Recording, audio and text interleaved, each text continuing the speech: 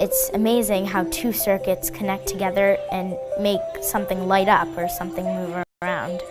Right now, we're starting to create ramps, ramp mazes.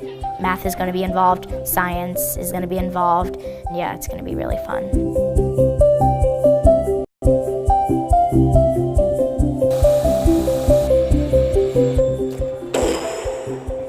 Nicely done.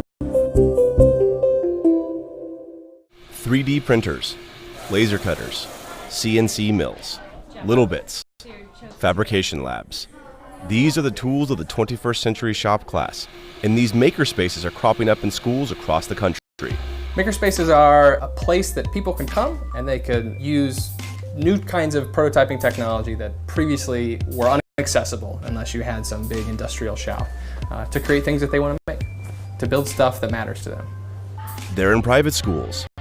They're in public schools, elementary to college and beyond, supported at the highest levels. We're helping schools take shop class into the 21st century, and I hope every company, every college, every community, every citizen joins us as we lift up makers and builders and doers across the country.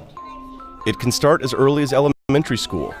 Columbia University's Nathan Holbert studies how kids play and how they learn, and he, along with many other educators, say kids learn best through actually doing things. When we engage in construction, we create and refine knowledge in our heads. With makerspaces, we have this opportunity to engage in the construction of things, not just on a computer screen, but also really anything we can imagine in the real world. That's why the leaders of Marymount School, a private school for girls in New York City, decided to go all in on makerspaces a few years ago. The youngest girls start in the Tinker Space. Middle schoolers work in the Fab Lab. And it all culminates in the Idea Lab for high schoolers. It's just really amazing what your mind can do if you create one thing and then make another and another and another, and it never stops ever. More jobs, more good jobs, today require math skills, science skills, coding skills, a 14% increase by 2020. So schools have been racing to meet demand, focusing on STEAM classes, or science, technology, engineering, art, and math. And for many schools, Marymount included, makerspaces are a central component of its STEAM curriculum. If any of you went to school in the 70s or prior, there was always a shop class, there was always a woodworking studio. And then something happened in the 80s and 90s. Those courses disappeared, those classrooms disappeared. And now with this resurgence, we're all coming back to that. I think that's very important about a school, that they have to give the students independence and rights and their own ideas to create things. When I was a child, I didn't have this class, and I've always had an interest in science and engineering and technology. And if I had this course in school, I might not be a STEAM specialist. I might be working for NASA or something, or or a huge robotics company. Somewhere that I would love to work at would be NASA, because I love the rocket ships. I love everything that relates to the sky. All of our STEAM projects are important because they're not just a STEAM project. They're like a gateway to another world. For now, most makerspaces are informal. Kids can work on whatever interests them. I think what's important in these kinds of designs is that the teachers see these technologies, they see these spaces as a place where people construct knowledge. It's not a place where we transmit skills, 21st century or otherwise. It's not a place where we transmit facts or content. It's a place where kids can create. It's a place where kids can interact with knowledge, can interact with new ideas, and do so for their own purposes and for their own values and for their own goals. Marymount seems to have found a healthy balance where they're integrated into the curriculum, but students still have freedom to work on what interests them. From Elizabeth Jordan in the 5th grade to HELENA LOOMIS in the 8th, through to graduating seniors. You do the correct knock, the servo in here will turn and it'll give you a gumball. And if it's incorrect, then this light will just shine and you won't get a gumball. It took me 2 years, and last year I actually came while school was ended, and so during the summer I was the kid that went in to finish my project. I'm staying here instead of leaving next year because of this technology program. Students get to learn how to use all these different technologies and all this advanced stuff that other schools may not have, and it really sparks an interest in kids at a young age, and as they get older they get more involved in this and maybe even go on to careers or majors in technology related fields.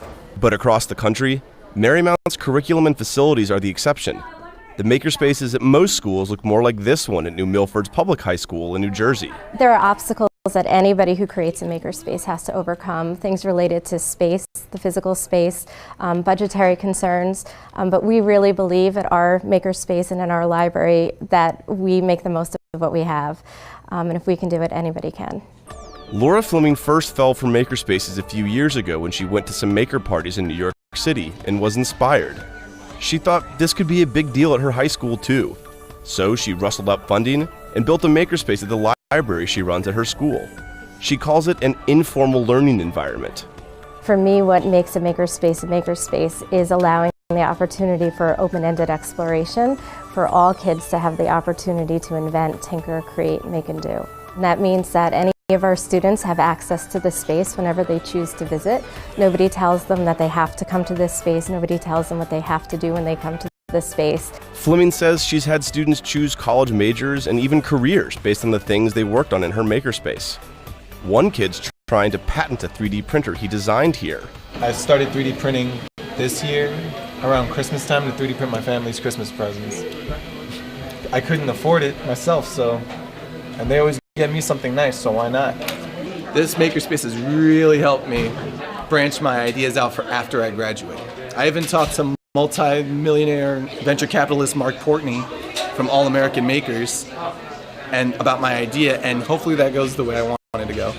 And Fleming says makerspaces can engage even the most hard-to-reach students. Our makerspace definitely captures the students in our school who are most disengaged from school. And I've seen these students now moan and groan when the school day ends and they run into school early the next day.